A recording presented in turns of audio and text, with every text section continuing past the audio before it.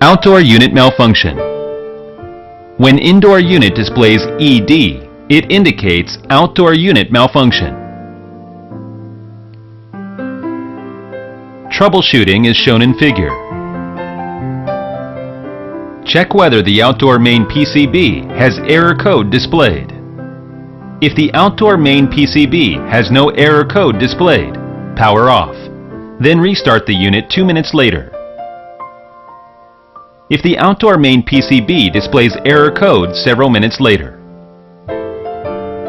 If the outdoor main PCB has error code displayed, refer to the corresponding troubleshootings.